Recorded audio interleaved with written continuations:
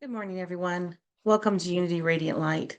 It's Sunday, July 30th, 2023, and this is our regular Sunday service. Today, we're going to be talking about consciously releasing karma.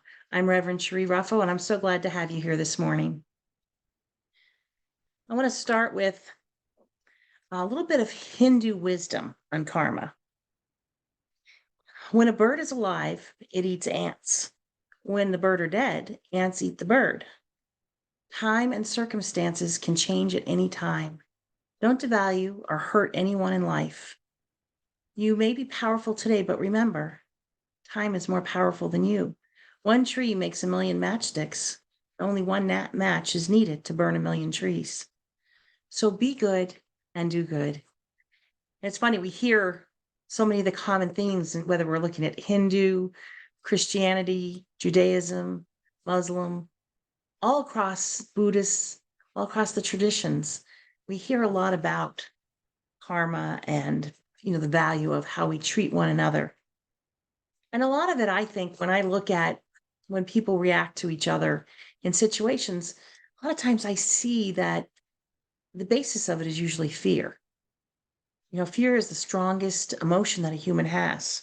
We have to let go of that because it can cripple us. It holds us back. There's only two emotions, really. Every emotion we have boils down to these two: is fear and love.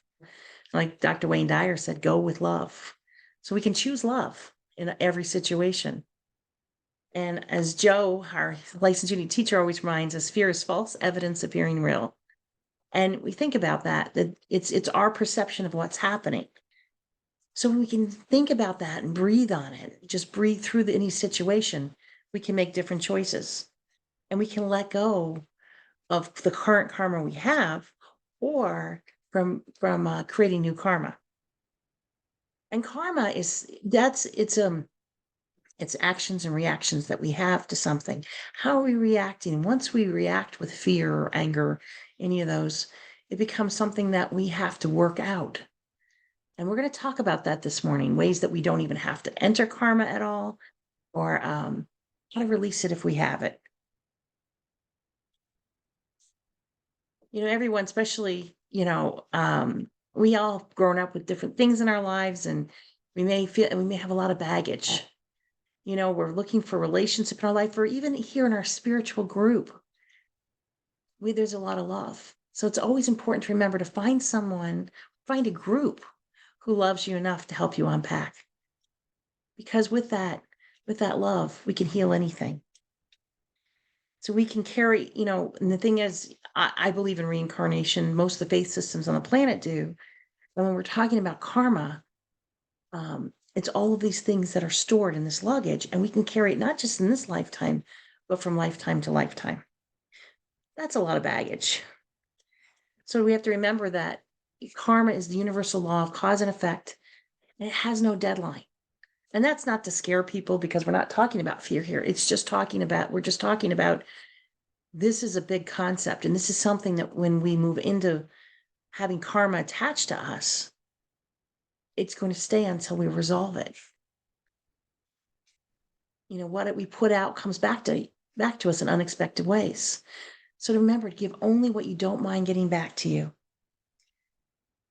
And especially when we're talking about relationships and we're talking about, all the things that we're experiencing, we want to create a life of balance. And karma is the construct that it is to help us create balance. But there's another way to do it that we're going to talk about. One thing we know about when we're talking about karma and fear and all of those emotions, that the negative emotions things that can go with karma, is it leads to dis-ease. We have dis-ease with a situation, as we often do with karma. It can bring, as Louise Hay with Hay House taught us, and many, many people and teachers and masters have taught us, is that it can lead to disease in our bodies.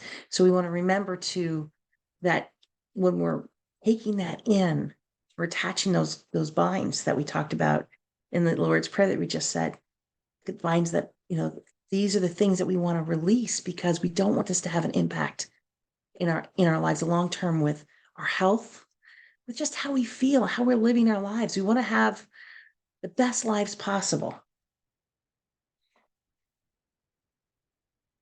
So even when we leave this lifetime, whatever karma that we've accumulated can follow us into a next lifetime. So I say, let's just resolve it. Let's cut the cords. We can do it in a pretty simple way, and we're going to do that in meditation today. So what does it look like when we have that attached to us? We have when we have that. Well, how people treat you, remember, we have to remember is that it's their karma. It's our reaction that becomes ours. And we ever have that person or those people that really know how to push your buttons? In this lifetime, I call it family in a lot of cases because they grew up with me, I grew up with them, and we know how to push each other buttons very easily. So what does karma look like when we see it in our life? Well, it can be the same situation happening over and over and over again. Have you ever have had that friend, or are you that friend that is dating the same person over and over again? They just have different names. That looks like it's a situation where learning can happen. So what we have to understand, if we see the same situation over and over again in our jobs and in everything that we do, we have to stop and look at that and say, what does this have to do with me? Because if something's in your life, showing up in your life like that, it's there for a reason. Because we know that karma is an energetic consequence of actions that we've had, or reactions or feelings. And the situation repeats itself until we become aware of it. When it enters our awareness, that's when we resolve it. I love Paramahansa Yogananda's universal law of karma, is that of action and reaction, cause and effect, sowing and reaping. In the course of the natural rightness, man by his thoughts and actions becomes the arbiter of his destiny. So if we feel helpless about what's happened in our lives, we know that there's things that we can do that we're actually have the power to overcome. We can release the karma that binds us. We can do this through forgiveness. When we release it, we know the karma disappears. I do have a friend that she's kind of funny about it. She's accepting the laws of karma, but she'll say to me, she'll had something happen this summer, and she called me for some prayer. She's one of my prayer partners, and she said, "You know what? But that's fine because karma's going to bite them in the butt, and that's fine. They're going to receive it that way." And I stopped her and I said, "Well, think about what you just said. Is that forgiveness?" She goes, "Well, it's not my problem. I just, she said, but I am going to call them and let them know that karma's going to bite them." And I said, "It's really none of your business. Their karma is none of your business." And she got a little upset with me because it's not. Because if we're feeling like that, or she has a neighbor that's getting ready to pass away, and she said, "I'm going to go over and tell him that he needs to resolve these situations, or he's just going to carry that with him. And, it's going to be horrible. And it's my responsibility." And I said, "Actually, it's not. If you were friends with him, but they're fighting, so it wasn't going to be done in a loving way. If you were friends with him, that might be different. You could have a conversation. But when we have these situations, when we feel like we're superior to somebody because, wow, they've got karma, then we're an ego and we don't want to be there. That's not what this is about. This is about true forgiveness, true letting go. And I know sometimes people say to me, "Well, it's just too big. How am I ever going to let that go?" And we're going to talk about that in a minute. Because once we do let it go, have you ever had a situation? I have, where I had a big, I'm a survivor of child abuse. And I had the conversation with people who impacted my life. And when I was just before I turned 30, and said, "Look, it happened. I do forgive you. I'm willing to start over." But I had to really mean that. And you know what? For several years, I'd been in therapy, feeling horrible about the situation. And we were able to move on and build a great relationship. Um, And also I was safe. I want you to know, if you're in a situation where you're not safe, that is a totally different story. But I felt like somebody took 100 pounds off me because I was able to let that go. And that's a really important part of it. It's not so much, and you do impact that person because you're helping remove the karma from them, but you're also removing it from yourself, and that's self-love. What do you do when you have a situation where person that you're unable to forgive is yourself? Anybody ever experienced that? I know I find myself harder on myself than just about everybody else. Or when I have prayer time with people, they're they can't get beyond something that they did. The same laws of karma apply here too. It's for self-love. You are worthy. You're worthy of having a great life. So just if you've been feeling funny about something or unable to forgive yourself, I'm just asking you right now, take a deep breath in and release it, because it's okay. It's okay. So we think about karma too when we're releasing that. Think about it in mass consciousness with the media. We're talking about the button pushers. The media can be great, and I'm not saying but they're one of the examples of what could be a great button pusher for us, right? Because a lot of times what we hear are stories of fear. People, what's the thing that you fear the most? That's what a lot of times we hear. Now, what would happen in mass consciousness if we start removing these karmic ties? We're going to feel more peace and joy, aren't we? It can be done. It's possible. So we know that karma, yes, if we're here, and if you're here in this lifetime right now, you're probably here, you probably have karma that binds you. So if we feel like we have that, we can begin this journey if you guys are ready to releasing it. What do you say? I think it's time. Time to let all that go.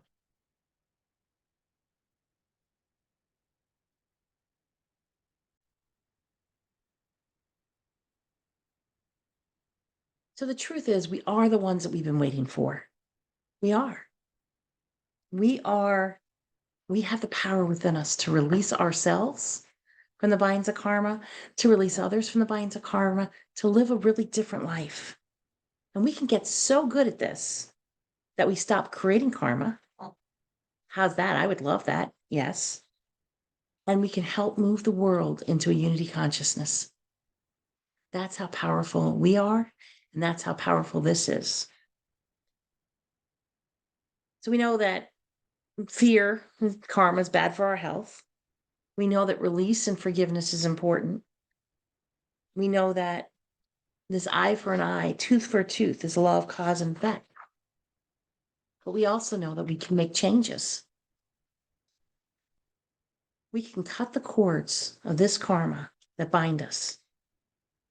It will help us align our thoughts and our feelings with our super consciousness. And we've talked a lot about consciousness here, and we know that our unconscious makes up about 85% of our thoughts. And the other 15% is 10% is conscious, 5% is superconscious. But did you know that we can change that ratio? And that's what Charles and Myrtle Fillmore, our co-founders of Unity, they knew this. And they knew by the things that we practice and that we do, that we can change that. We can change it to, we can have more in our conscious. But how about expanding our superconscious? Well, that's what we do when we cut the cords of karma. That's what we do. We invite that part of us, because our vibration, superconscious, doesn't come down to meet us. And that is the great I am, the superconscious. When we talk about the great I am, the higher self, is not going to come down to our vibration. But when we practice this, we raise our vibration up to meet it. And that's the beauty of all that we're doing here. We say, but isn't this too big of a job, Cherie? That's what people ask me. And they're like, that's pretty big. That's a lot to do. And I say, no, I don't believe for a second it is. You wouldn't be sitting here listening to this today. I mean, you may have been invited in to talk to hear this, or you might have turned this on YouTube, but you're here by divine appointment because you're ready for this. Now, what would it take for us to be able to start canceling out our karma. What is this thing? I can feel Joe, our licensed uni teacher, smiling at this because he knows, and probably most of you too. It's grace. It's the infinite grace of God. Just breathe in on that and feel that calming when we think of grace. And the grace is greater than we could ever imagine, because God's grace is the highest form of God's good in our life. The one thing we have to know about grace is that you can't earn it. You can't do good enough for grace, because God's grace is God's love in action for us. We can receive it or not to receive it. That's our choice. But we're never going to be good enough. We're never going to have to do anything to be good enough to receive it. The only thing we have to do is open our hearts, open our minds, open our heart mind, and receive the overflowing good from God. And part of that is starting with forgiveness. Forgiveness is grace on a human level. When we give forgiveness, or when we forgive ourselves, we're using the instrument of the infinite good of God. And this is when we experience grace. Those things that we do not forgive become karma, or we can forgive them through this grace and release the ties that bind us. Because the law is, this law of cause and effect, is if we can't forgive, we have to act it out. And that can mean that we have to act it out a lot. The minute we don't forgive somebody or something, it turns into karma. So when we open our lives to forgiveness, we burn that karma. Marianne Williamson said it so beautifully. The karma means that all actions have consequences. Grace means that in a moment of atonement, taking responsibility, making amends, asking for forgiveness, all karma is burned. See, it's really not that big of a secret, is it? If you're a golf player here, think of it as receiving a mulligan, a do-over, right? Because it's burned. We don't have that anymore. We have the chance to move forward because things are made right. And the good thing is that we may have karma attached to similar situations going back in our lifetimes. But the minute that we cut the cords that bind us with that karma, all of it disappears because a lesson's been learned. I like those odds. And the good thing is we have choices. And I like to call this, I found this slide, and I'm really not into the word anti, but I loved it because the anti-karma is grace. And we just have to think of it like that. We know that if we accept this God's grace, we can forgive and we move right into grace. The moment we decide someone is worthy or not worthy, and that includes us, of our forgiveness, we're in karma, and we know that because we're using judgment. The moment we decide the worthiness is so great, and we move to take care of it, and we move to forgive, then it becomes grace. So do you have a situation that you're hanging on to, and you've been hanging on to for a while? I would guess yes. I do. I know. I'm here. I'm having this lifetime experience. And I have karmic ties. I'm working on them, and I'm going to be working on them with you in a few minutes. But we can decide right here and right now, and we can support each other through this, that we can let those ties go. Remember, one act of forgiveness cancels out all the karma in any given situation or situations. Remember, we think back to one of the biggest examples of this grace was Jesus when he was on the cross. He said, "Father, forgive them, for they know not what they do." And what he was doing at that moment was he was breaking the ties of karma that everybody involved in the situation had. He was allowing that forgiveness and saying and moving that situation into grace. When you think about the magnitude of that, he was on the cross. He'd had horrific experiences and he moved into forgiveness. Kind of changes, we think, well, something's too big to forgive. It changes the whole perspective on that, doesn't it? So when we forgive, we're allowing ourselves to move on. We're dropping that baggage. We're leaving it at the station.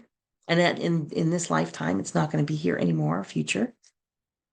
And we move on. And what that does to our energy levels, karma and unforgiveness really take a lot of energy because we have that burning anger, disgust, whatever it is. All of that takes a lot of energy. When we cut the bond, we free up all that energy for creativity, prosperity, love, whatever it is that you would like to achieve in your life. We're freeing that up.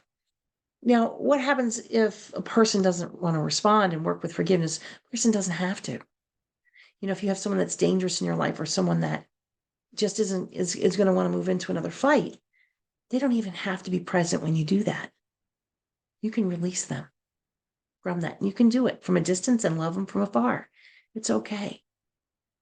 It's only when we do it with anger and we put that person aside and we still really hold that grudge is when we have karmic fights. So this is something that you can do. This is something the person doesn't even have to be here. You may have transitioned at some point. You can do this and you can do it. And we're going to start doing it meditation. And I'm going to be so excited to hear your stories afterwards. I know every time I've done this and done radical forgiveness circles, and we haven't done one since COVID, and we are due for one, is all of a sudden that energy's been released. And the things that people find in their lives, that happen in their lives, you know, they all say, I had these miracles, but they're not really miracles. This is the grace that we receive when we're able to let these things go.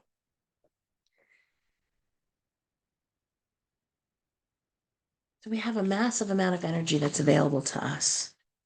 We're going to be opening ourselves up to it.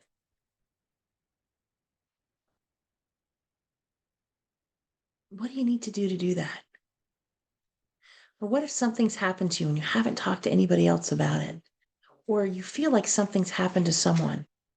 I know in the radical forgiveness circles, when we do them, one of the most powerful things that we do is we have statements. And when that statement happens, if something's happened to that person, maybe it was somebody left them, they abandoned them. That person steps into the circle and other people from the other circle go around the circle, even if they haven't experienced it, nobody's left alone in that circle because they walk out and they meet that person. They look into their eyes and they say, I am so sorry that happened to you. So one of the things that we can help people through grace is we haven't walked in their shoes. We may not have experienced what happened to them, but we can meet them with compassion and empathy and love and say, I'm so sorry that happened to you, and walk that circle with them so they feel better. Because this is all about love, guys. This is all about love. And when we enter into that compassion and love, healing happens. It's so strong and so amazing. When we talk about the Christ essence in us, that's becoming the best person we could be, the best Christ, having the best lifetime. And that's an example of it as we're walking that lifetime. Another thing you can do if you, something that our co-founders, Charles and Myrtle Fillmore, used to do, you know, Unity was founded in 1889. So there wasn't telephone to have, you know, prayer by telephone. There wasn't, everything was done by mail. But they had an arrangement at 9 o'clock, wherever you were, you would stop and person would enter into prayer. And one of the things that Charles and Myrtle did at that time every day was they practiced forgiveness. If something had happened in their day, they forgave. And they were able to move to grace with that. And that's something you can do too at night while you're saying your prayers. You can practice the release then. So if you know someone that's having trouble with releasing, or you are, first of all, know that you're not alone and that we can walk this road of healing together. And you can say, this is it. I don't need this anymore. And we can enter grace. And when we do that, that new world that everybody's talking about, Jesus is talking about that 1,000 years of peace, we're contributing to that because it's a unity consciousness. It's helping raise up you, all the people involved in your situation, and the entire planet. So I'm so glad to be on this journey with you.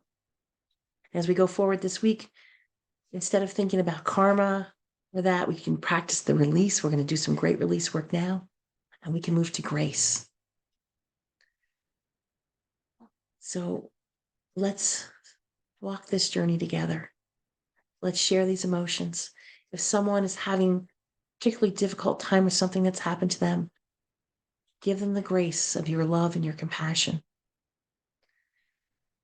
And for this, we can help the planet move into this unity consciousness we so desire. Namaskar.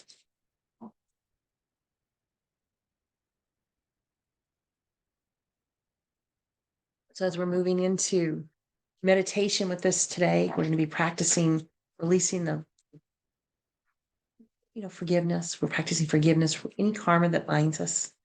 And I love the grace prayer, the unity grace prayer. And instead of starting with our usual affirmation this morning, just sit. I invite you to close your eyes and just feel these words in every cell of your body. For thee I thirst. Into thy hands I commit my spirit, my soul, my body, my life. This problem, all unforgiven states.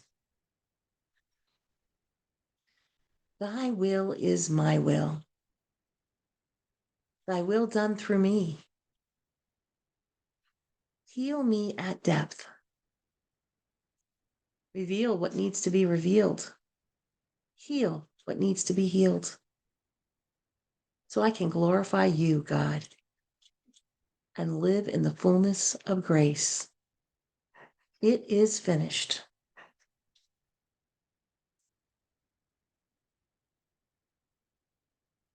Know that it is done. Feel it is done. As we keep breathing in, we feel ourselves more centered in the heart area, sinking just a little bit lower into this affirmation, this feeling. And as we move into this meditation, let's just say to ourselves and to the people that we need to forgive, which may be you yourself, hold back nothing. And as we do that, and we say to ourselves, I hold back nothing. I forgive you for every word, deed, and action. I hold nothing back. I don't want to have karma relationships anymore. I'm cutting the ties with my karma relationships gently and easily. And I desire to live in the grace of God only. And let's we spend a moment just visualizing any karmic relationships that come to mind.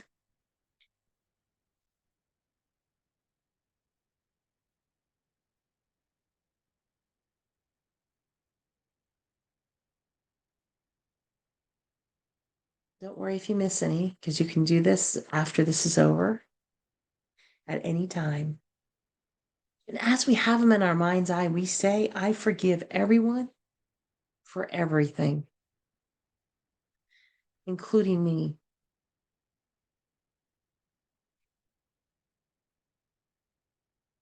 For any bad choices, addiction, harm that may have been caused.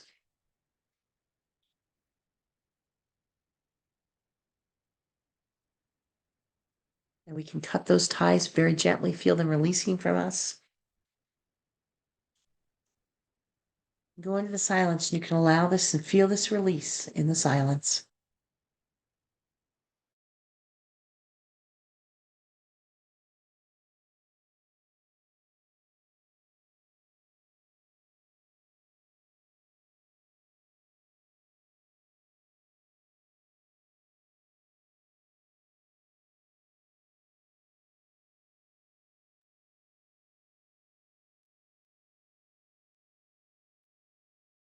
I'm sorry for what I've done or didn't do.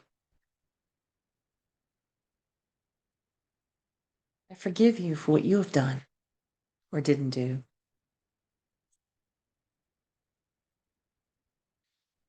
And as we keep saying, remember the Ho'oponopono, or the Huna from Hawaii, which is not about forgiveness, it's about the correction, releasing the karma. As we gently break our karmic relationships.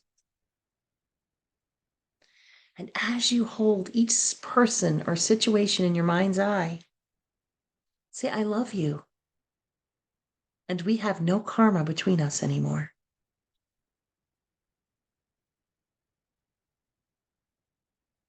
Please forgive me for any part I may have played.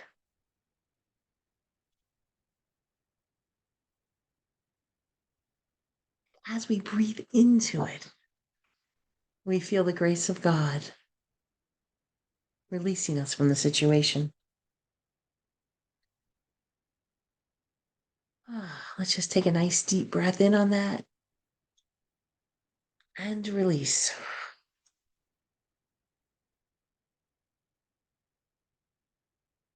And as we take another deep breath in, and as we're releasing, we feel the cords gently cut.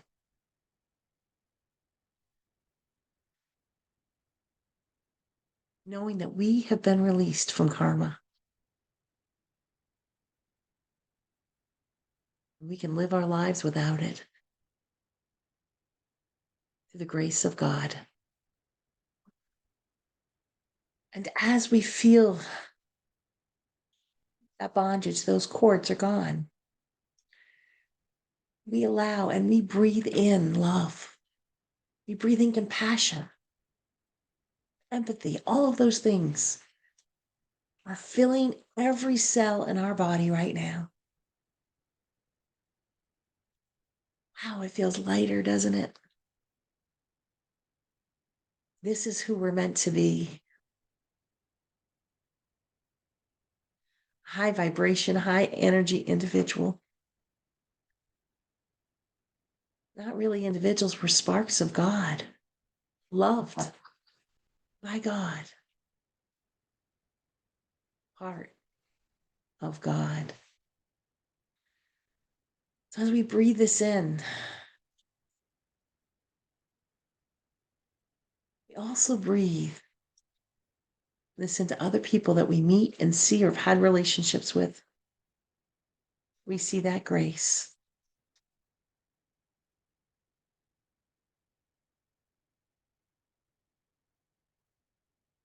Jesus came here to teach us these important things and gave us the biggest gift he could when he said, Father, forgive them, for they know not what they do. We know not what we have been doing. And we are released. And we're so grateful to Jesus, our way shower, to all the guides, the masters, teachers. As we say thank you, we also say, it is done. And so it is.